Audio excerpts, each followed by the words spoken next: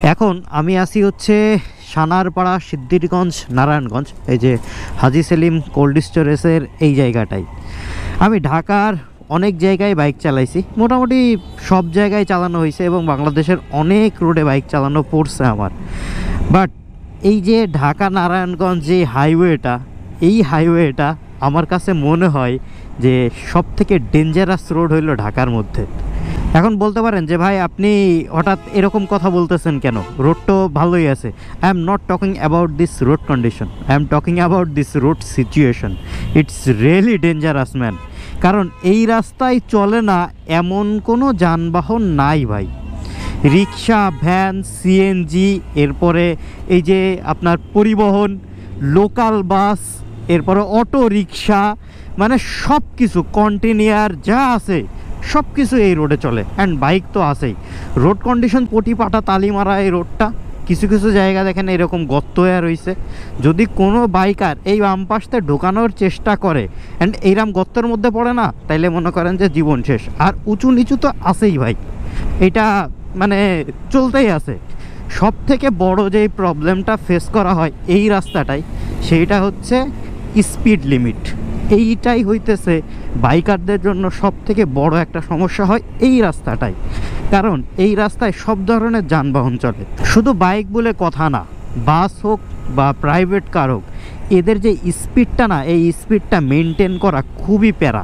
কারণ কিছু কিছু সময় দেখবেন এরকম ঝুমঝাম করে বেরোয় যাচ্ছে ডান পাশ দিয়ে, আর বাম পাশে দেখবেন যে এরকম রিক্সা আস্তে আস্তে আসতেছে। তো আপনি কোন পাশে যে কোন পাশেরটার সাথে যে মিলাবেন স্পিডটা, এটাই হয়ে যায় প্যারা। আমি যতদূর দেখছি, যদি ফাঁকা এই রোডটাই থাকে, পরিবহন যেই পরিমাণে জোরে জোরে যায়, তাতে আপনি যদি 50-এর নিচে থাকেন, তাইলে আপনি নির্ঘাত মনে করেন অ্যাক্সিডেন্ট করবেন, একদম কোনো মিস নাই। আপনার পাশ দিয়ে সাই সাই করে পরিবহনগুলো যাবে। আর যদি এরকম জ্যামের মধ্যে পড়েন, তাহলে তো আপনার কপালে দুঃখ আছে ভাই। আর একটা জিনিস এই রাস্তায় খুব খেয়াল করছি, ভুলেও 2 বাসের খোলের মধ্যে কোনো সময় যাবেন না। হয় আপনার সামনে এরকম একটা গাড়ি থাকতে হবে, না একটা মানে পিকআপের পিছনে যাবেন, বা একদম বামে চাপে যাবেন, না ডাইনে চাপে যাবেন।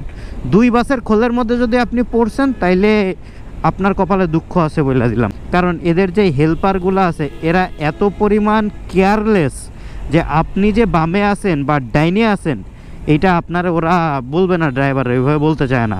অ্যান্ড দুর্ঘটনাগুলো এইভাবেই ঘটে যায়। যার জন্য আমি বললাম যে এই রাস্তাটা আমার কাছে ঢাকার মধ্যে সব থেকে ডেঞ্জারাস রাস্তা লাগছে।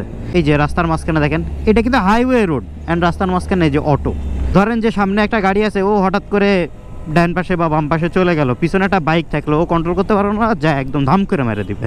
তো এই জিনিসগুলা এই রাস্তাটারে সব থেকে বেশি ডেঞ্জারাস করে তুলছে। অ্যান্ড সবসময় আমি বলি একটা কথা, যে ভাই আপনারা বাইক চালাইলে হেলমেট ইউজ করেন এবং নিয়ম কানুন মাইনে চালান। কিন্তু এই যে এরকম কিছু ছাপড়ি পোলাপাইন থাকবে, যারা হেলমেট পরবে না, নিয়ম কানুনের তোয়াক্কা করবে না, এরা এদের মতো চালাই যাবে। এটা আপনি যতই বলেন না কেন, এরকম 2-1টা পাবলিক থাকবে। তবে এই রোডটা দেখানোর কারণ বা এক্সপ্লোর করার কারণ হইল আপনাদের একটু সতর্ক করে দেওয়া। যারা বিশেষ করে এই রোডে যাতায়াত করতে চাচ্ছেন বা যাতায়াত করেন, এই রোডটায় একটু সাবধানে চলাচল করেন। কারণ সব ধরনের যানবাহন এই রাস্তাটাই চলে, যার জন্য এই রাস্তাটায় একটু সাবধান। এবং সব থেকে বড় যে বিষয়টা, সেটা হলো স্পিড মেনটেন করা। কোন সময় বাইকের গতি বাড়াবো এবং বাইকের গতি কমাবো, এটা কিন্তু অনেকেই বোঝে না হাইওয়েতে, যে কোন সময় আমার স্পিডটা একটু বেশি করা দরকার এবং কোন সময় কম করা দরকার, বা আইডিয়াল স্পিডে চলা দরকার, এটা অনেকেই জানে না। হাইওয়েতে একটা সহজ ট্রিক আপনাদের বলে দিই। যদি দেখেন আপনাকে প্রত্যেকটা বাস বা ট্রাক বা অন্যান্য যে যানবাহনগুলো আছে, এগুলো আপনাকে নিয়মিত ওভারটেক করতেছে অ্যান্ড আপনি সাইড দিতে দিতে অতিষ্ঠ হয়ে যাচ্ছেন, তখন মনে করবেন যে হ্যাঁ, আপনার বাইকের গতি বাড়ানো দরকার।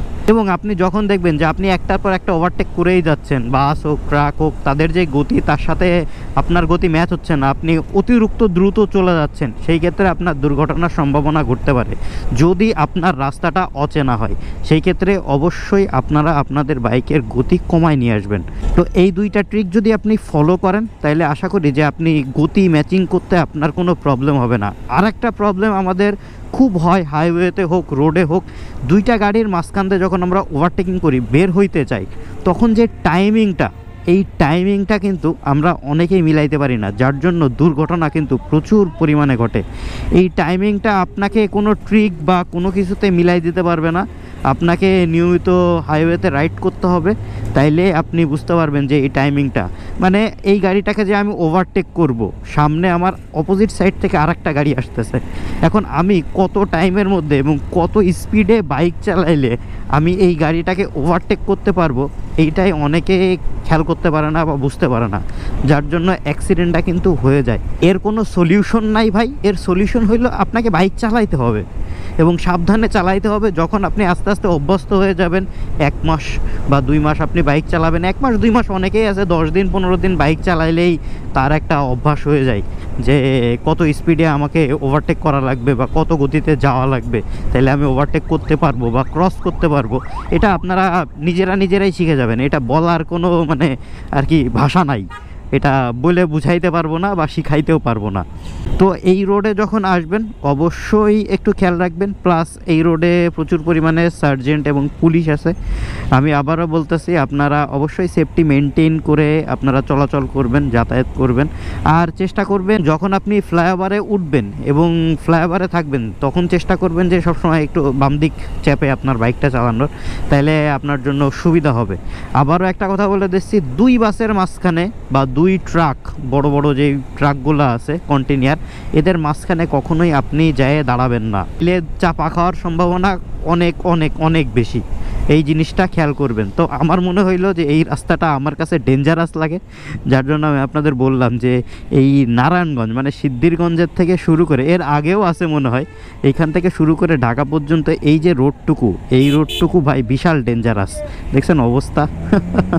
এইখানে কোনো মানে বাস স্টপেজ নাই, যে যার মতো গাড়ি দাঁড়া করাচ্ছে অ্যান্ড লোক উঠাচ্ছে এবং যাচ্ছে। যাই হোক, এই জিনিসগুলো একটু খেয়াল রেখে এই রাস্তাটায় চলাচল করবেন, এটা বলার জন্যই ক্যামেরাটা অন করছিলাম। অ্যান্ড আর বকবক করবো না, এখন ঘড়িতে সময় আছে 3:58। আমি যাচ্ছি হচ্ছে ভার্সিটিতে, আমার সাইডের কাজ ছিল, কাজ শেষ করে আমার ভার্সিটিতে যাইতে হবে। আমার ক্লাস হচ্ছে মনে হয় 5:20 থেকে। আশা করব যে আজকে লেট হবে না। এই ব্লগটা আর বড় করতেছি না, এই ভিডিওটা এই জায়গায় শেষ করে দিচ্ছি। যদি কারোর কোনো উপকারে আইসে থাকে বা ভালো লেগে থাকে, অবশ্যই একটা লাইক দিয়ে দিবেন। আর এইরকম ভিডিও আরও দেখতে চাইলে আমার ফেসবুক পেজটা ফলো করতে পারেন, ইউটিউব চ্যানেলটা সাবস্ক্রাইব করতে পারেন। আর যতদিন না নতুন একটা ভিডিও বা ব্লগ আসতেছে, ততদিন সবাই থাকবেন ভালো, সবাই থাকবেন সুস্থ, দোয়া করবেন আমার জন্য। আসসালামু আলাইকুম, আল্লাহ হাফেজ।